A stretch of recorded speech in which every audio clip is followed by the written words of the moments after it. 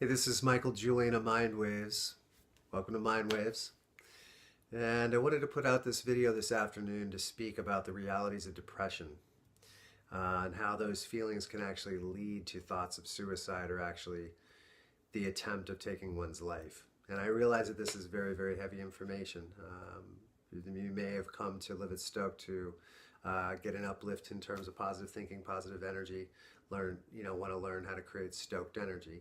But this is primarily the reason that I wanted to make this video. And it was based on news that we just received in the Live It Stoked community and across the globe about someone who's very near and dear to us, Sonny Garcia, who is a 6-time Triple Crown champion, a beloved and legendary surfer who's known across the globe, attempted to take his life. And I was absolutely shocked and shattered on the news. And within the same couple of days, maybe 2-3 day period, received news that a person who I was close to in a short period of time, who is absolutely beloved in Central Costa Rica, where I was living last year, whose name I will not mention, unfortunately did take his life. And this is what prompted me to want to make this video and talk about the realities of depression.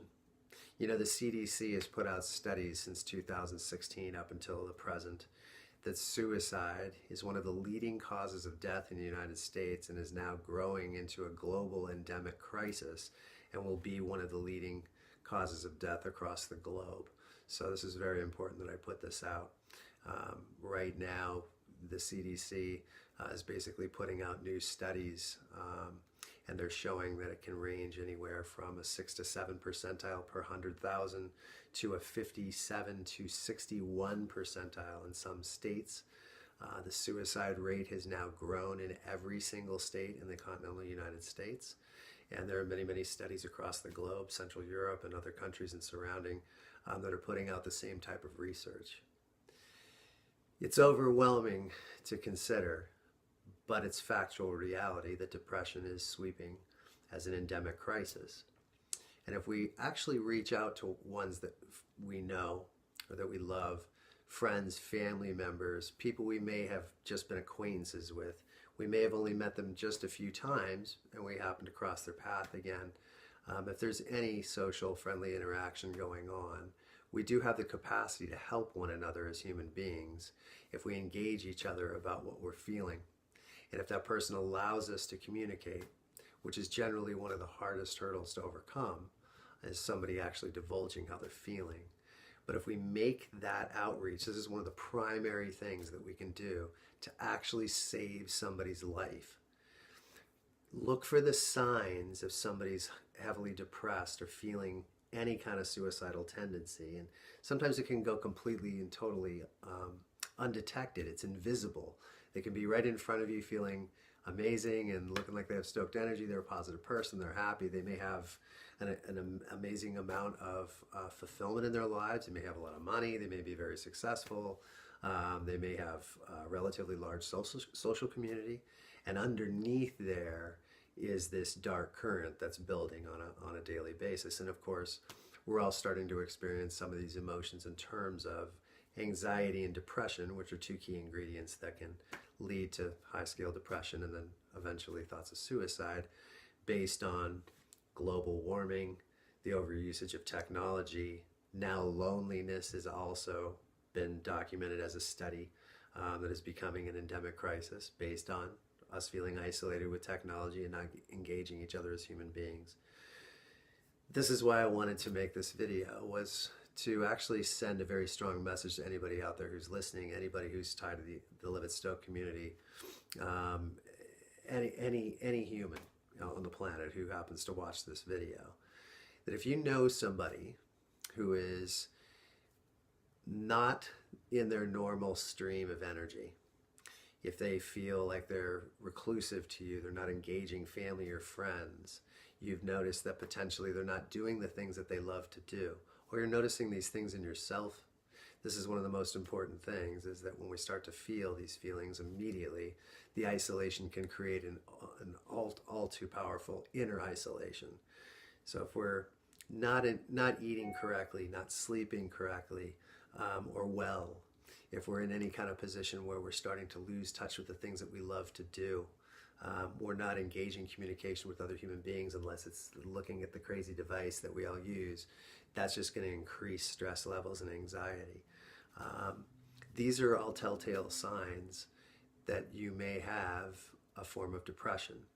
And if that form of depression escalates, this is when the inner darkness can actually start to come.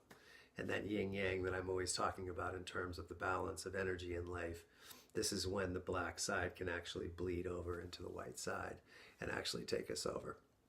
You know, I've been watching it for years and I've just been aghast at the growing rates. And I will say this in testament to my own experience. When I was a teenager, I did have a critical bout of depression. I did think about taking my life. I did formulate an act. Thank goodness I did not follow through. But I have personal experience with this. And the one thing that I wanted the most was for somebody to reach out to me in that time of trouble. You know, I was actually sending signs, and many of us will as human beings. But right now, in this day and age, everybody's dealing with their own anxieties and their own stresses, and we're over preoccupied, and we're not connecting with one another as human beings. So it becomes far too easy for somebody we care or love to slip through our fingers in terms of even paying attention to them. And based on my own personal experience, that's all it was. You know, I was surrounded by negative energy at the time. I felt very defeated, as if I didn't have anybody to actually talk to or discuss my feelings with. And it mounted and mounted and mounted until I finally got, you know, dark enough, depressed enough to actually think about maybe not being on this planet. And at that critical moment, I had a flash, thank goodness, where I realized how important my life actually is, how loved I was or have been by multiple human beings, and that there was no reason to actually follow through with this, and that there was a way to reach out for help. I just had to have the courage to do so. And in saying that, I think that's a point that I wanted to make, which is that a lot of people, when they're feeling those types of emotions, don't have that courage. Hopelessness creates hopelessness. And at that point, it becomes easier and easier to give up. So if you know somebody who's feeling down and out, they don't see themselves, they haven't been engaging socially, you've noticed that they don't like what they, you know, they're not doing what they love to do, communication is